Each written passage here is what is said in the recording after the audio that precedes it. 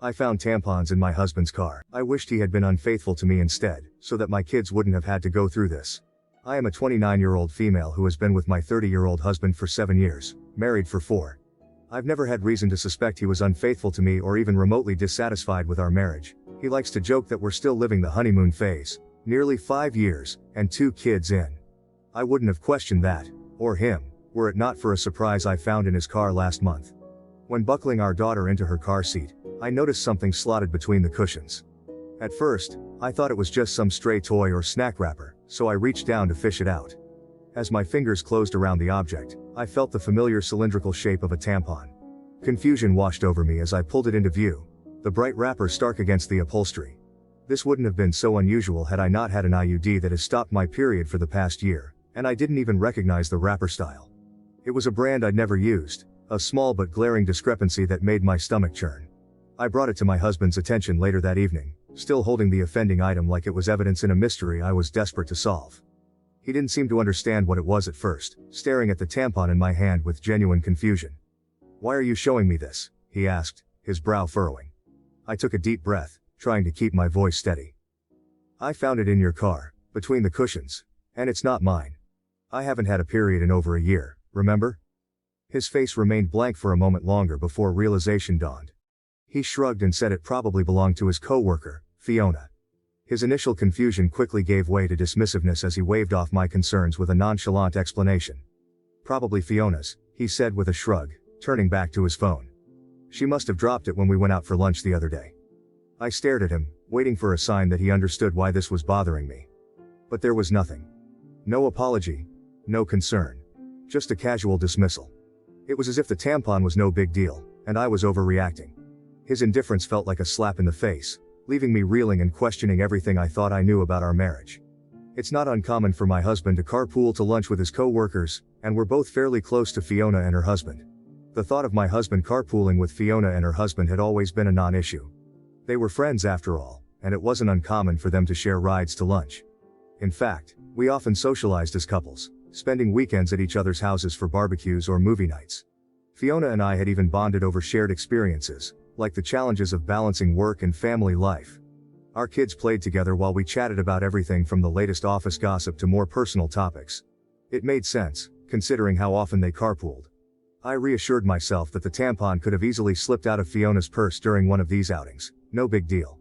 Maybe it fell out when she was grabbing her phone or wallet, getting jostled around in the process. No big deal, right? It was just one of those little accidents that could happen to anyone. I brushed it off as a harmless mistake, convincing myself there was no need to worry. After all, our friendship with Fiona and her husband was solid, built on years of trust and shared experiences. There was no reason to suspect anything out of the ordinary. So, I pushed the unsettling discovery to the back of my mind, determined not to let a small, easily explained incident cause unnecessary drama. I put it out of my mind until we had dinner with Fiona and her husband a couple weeks later. I had sincerely wanted to believe my husband. I just couldn't get over the way it had been tucked in the seat and how my husband had seemed not to have any regard for it whatsoever. Maybe playing dumb. I don't know. I did something that I now feel kind of crazy for doing. I faked an emergency, and asked Fiona if she had any tampons while we were out together. She handed me one almost identical to the tampon I'd found in our back seat, and I breathed a sigh of relief. So the tampon there was probably the same tampon here, and in all likelihood, there was an innocent explanation as to why it had been left in the back seat in the first place. I thought I'd seen the last of the out-of-place feminine hygiene products until I found another tampon this morning. This time in my sock drawer. I feel physically ill at the thought of my husband having an affair and even more nauseated at the thought that the woman might have left these tampons out for me to find. If it was my husband's co-worker, why would she give herself away by offering me one the other night? In any other situation I would want to talk to my husband about this, but I feel too sick and embarrassed to approach him with what I found. Contemplating every possible source of 2 tampons has been my personal hell for the past few weeks, but I wanted to share an update. Shortly after posting here, I told my sister what happened. The tampon in the back seat and the sock drawer, my husband's cluelessness, the tampon from Fiona, and all the things I suspected but didn't want to believe. We compared tampons, save for the back seat one I had already discarded, and they were a match, just in different absorbents. I hadn't left either in a place where my husband or daughters would have found them and moved them around. My daughters didn't know what they were or where they had come from. My sister was convinced it was Fiona either pucking my husband, pucking with me, or both. Direct confrontation of either party still seemed like a bad idea, so she suggested inviting Fiona and her husband over for our Labor Day barbecue. Unfortunately, they already had plans. My sister and I agreed that it was too soon for cameras without any other evidence, so it was just a waiting game from there. Watching my husband for any changed behavior. There was none. Our house for any misplaced foreign items. There were none. And even the girls for any new friends they might have met. My sister's husband was adamant on this last point, and partly why he was inclined to believe that the tampons were harmless. If anything had been happening in or around our home, he said, it would be nearly impossible to keep it from me and the girls, since my husband was the one taking them to and from daycare and most other activities during the week. I felt a good bit of consolation in that. It wasn't until my younger daughter, 2yo, came down with something last week that I felt any differently. I wanted to be the one home taking care of her, but my husband insisted that I stay at work while he stayed home with her. I was okay with that. My sister and her husband figured it was a good sign that he would take the time off at a moment's notice, and at that point, we were all already beginning to put the tampon fiasco behind us. By the third or fourth day, I was just happy to see a near-healthy child and a husband who was helping see her through it. Toward the end of that week though, I came home to something strange. The toddler that I'd left that morning in an old PJ set was now dressed in a onesie I'd never seen before, with a tiny clip in her hair. I can't say I have the sharpest memory, but I have a pretty good sense of what my kids wear on a day-to-day basis, and particularly what kinds of clothes they wear. I'd sworn off the full-length sleepsuits with snaps across the front long before we'd ever had our second. The long snaps are just a pain in the ass and a no-go for efficient diaper changes, IMO. It's just not something I would dress her in, and my husband knows as much. He doesn't plan for, or buy the girls' clothes, and he certainly doesn't accessorize them, so I was bewildered. And kind of floored at the thought of someone around our sick child without my knowledge. I didn't think twice, and I went straight to my husband to ask if anyone had been over to see him or the girls. He seemed confused, like before, and asked me why I would think that. It had just been him and the kids all day. I asked him again, if someone had so much as stopped by to say hello, and he denied it. He told me to calm down. I might have lashed out and come forward with the accusations right then and there, but our older daughter was in the room and she sensed something was up. In a calmer voice, I asked him a third time if anyone had been around our children, and my husband swore that the girls hadn't been around anyone but him. He also denied buying new clothes or doing anyone's hair. With our daughter in the room and my emotions all over the place, I decided to leave it. I couldn't make sense of it then, and it hardly seems clearer now, after I've driven myself half crazy with explanations that aren't adding up. After nearly losing my mind over a hair clip and a onesie, I realized I wasn't getting anywhere with the accusations and half-baked guesswork. I'd gotten so absorbed in the paranoia and misery of my situation that I wasn't sleeping, eating or caring for my kids the way I should have been. And I wasn't getting any answers. So, I decided to pull the trigger on the hidden cameras and have them shipped to my sister's house, with my brother-in-law agreeing to help with the install setup over at mine. Before the cameras were ever delivered though, I got my long-awaited confirmation, last week. The day began like any other weekday morning in our bustling household. My husband and I rushed around, trying to corral our two energetic daughters into their school uniforms, all while attempting to grab a quick bite to eat ourselves. Despite the chaos, there was a sense of camaraderie in the air, as if we were all in this hectic dance together. Once the girls were dropped off at school, my husband and I went about our respective workdays, counting down the hours until we could reunite with our little ones. But there was a strange feeling that I couldn't shake off, no matter how hard I tried, and it only intensified when I received a notification on my phone while at work. A ring notification. Motion at the front door. I clicked on the video clip, half expecting to see the usual delivery person or neighbor passing by. But what I saw left me stunned. There on my doorstep was a young woman leading my daughter into the house, hand in hand, with my husband and other daughter close behind them. My heart hammered in my chest as I watched, my mind struggling to comprehend what I was seeing. The girls were supposed to be in daycare, and my husband was at work. The woman, as far as I knew, was living 2 states away with a court order keeping her there. Yet here she was, in our home, with my husband and children. A wave of panic washed over me as I scrambled to make sense of the situation. Was this some kind of mistake? A misunderstanding? Or was there something more sinister at play? I felt a knot form in the pit of my stomach as I realized that the answers to my questions might be far more troubling than I ever could have imagined. I stared at the screen in disbelief, the blood pounding in my ears as I watched the unthinkable unfold before my eyes. There, on the footage captured by our Ring doorbell, was a scene straight out of a nightmare. A woman I hadn't seen in years, leading my youngest daughter into our home hand in hand, with my husband and older daughter trailing behind them. The shock of the moment rendered me momentarily speechless. How could this be happening? The girls were supposed to be at daycare, and my husband at work. Yet here they were, entering our house with a woman I never thought I'd see again. My sister-in-law. My initial reaction was one of sheer disbelief, a desperate hope that there must be some kind of mistake, some innocent explanation for what I was witnessing. But as the reality of the situation sank in, a wave of anger surged through me like a tidal wave, threatening to consume everything in its path. With trembling fingers, I reached for my phone, my heart pounding in my chest as I dialed my husband's number. I needed answers, and I needed them now. But as the phone rang on the other end, there was no response. I immediately called my husband to ask him what the puck this woman was doing in our house. He didn't answer, so I texted it to him. Even in his stupidity, he probably realized he had messed up by going through the front door, knew I had gotten the ring notification, and wanted to delay the inevitable. By the fifth or sixth subsequent call though, he did pick up. The woman on the camera was my husband's sister. As I would come to find out later, she was the likely source of both tampons, the onesie, and the bow. She is also registered as an individual with a history of abuse, and a recovering addict, who spent the better part of her adolescence and young adulthood coercing the silence of another one of my husband's family members after she had abused them. I hadn't seen or heard from her in years, and from the way my husband talked about her, I didn't expect I ever would.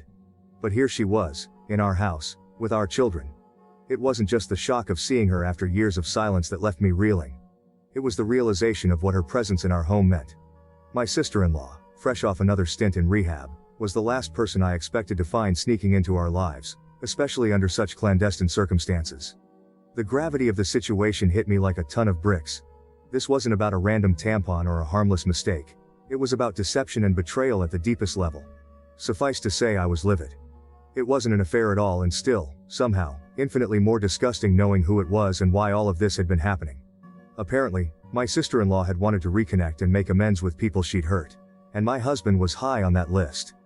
The irony of her attempts at reconciliation through deceit and intrusion was not lost on me.